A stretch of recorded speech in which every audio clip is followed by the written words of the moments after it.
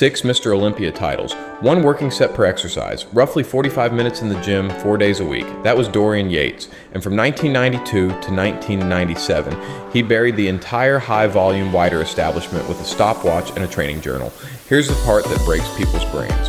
While Lee Haney and the rest of the 80s guard were doing 20 sets per body part, Yates walked into Temple Gym in Birmingham, did 2 or 3 progressively heavier warm-ups, then unloaded 1 single all-out set taken past concentric failure with forced reps or a slow negative. That was the working set. Done. Move on. How does a guy training a fraction of the volume of his rivals outmuscle every one of them on the Olympia stage? That's the question this whole story turns on. Yates didn't invent this. He stole the blueprint from Mike Mentzer, who stole it from Arthur Jones, the Nautilus inventor, who in the 1970s started screaming that bodybuilders were doing 10 times more work than the body could actually recover from. Mentzer took that and built Heavy Duty, 1 all-out set, brief and infrequent, and won the 1978 Mr. Universe with a perfect score. Yates took Mentzer's logic, kept the brutality, but added more exercises in a tighter 4-day split. He called it blood and guts. Now look at the split. Day 1, delts and triceps. Day 2, back and rear delts. Day 3, chest and biceps. Day 4, quads, hams, calves. Each body part hit once every 7 days. That's it. Compare that to the Weider twice a week, 6 days on protocols his competitors were running, and Yates was doing maybe a third of the total weekly sets. The working set itself was the religion. Take barbell rows, Yates would work up with 60 kilos, 100, 140, then load 4 plates aside, roughly 180 kilos, and rip 8 to 10 reps until the bar would not move.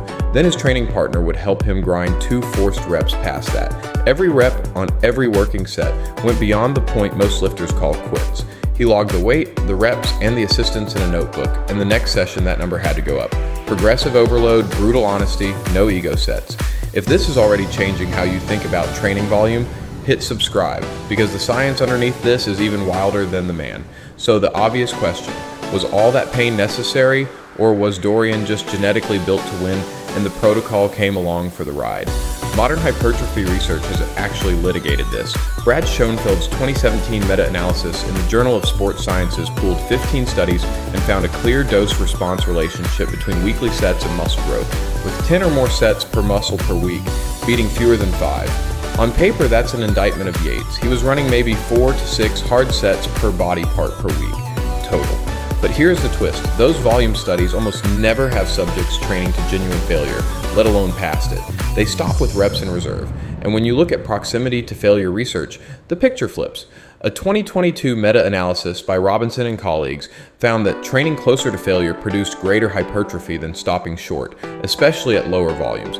In other words, if you take every set to the absolute wall, you need fewer of them to trigger the same growth signal. That is Dorian's entire system in one sentence. Fewer sets, but each one detonated. There's more. Morton et al. 2016 out of Stuart Phillips's lab at McMaster took trained men and split them into a heavy group lifting around 80% of 1 rep max and a light group lifting 30%. Both groups trained to failure. After 12 weeks, muscle growth was nearly identical. The variable that mattered wasn't the load, it was the effort. Yates intuited that in 1991, with no PubMed access, just a notebook and a willingness to suffer. And the recovery side lines up too. A 2016 study by Damas and colleagues showed that muscle protein synthesis after a hard session stays elevated for around 48 to 72 hours in trained lifters, and that markers of muscle damage track with how close to failure you push. Train a body part to absolute destruction and you need a full week to fully recover and supercompensate. Hit it again on day 3 with 20 more sets and you're interrupting the very process you're trying to cause. Yates's once-a-week frequency wasn't laziness. It was math. Now the myth-busting bit, because this is where most channels lie to you. The Anabolic window, Aragon and Schoenfeld's 2013 review in the Journal of the International Society of Sports Nutrition basically dismantled the idea that you have to slam protein within 30 minutes of training. Total daily protein matters far more than timing. Yates didn't chase that window. He ate big, slept hard, and let the week do the work. And the idea that you need to feel a deep pump or chase the burn to grow. The pump correlates with metabolic stress, sure, but mechanical tension is the primary driver of hypertrophy, something Schoenfeld laid out in his 2010 review in the Journal of Strength and Conditioning Research. Yates' forced reps and heavy negatives maximize mechanical tension on the deepest, hardest to recruit motor units. That's why he grew the thickest back in Olympia history on so few sets. Now let's talk about what it actually cost him.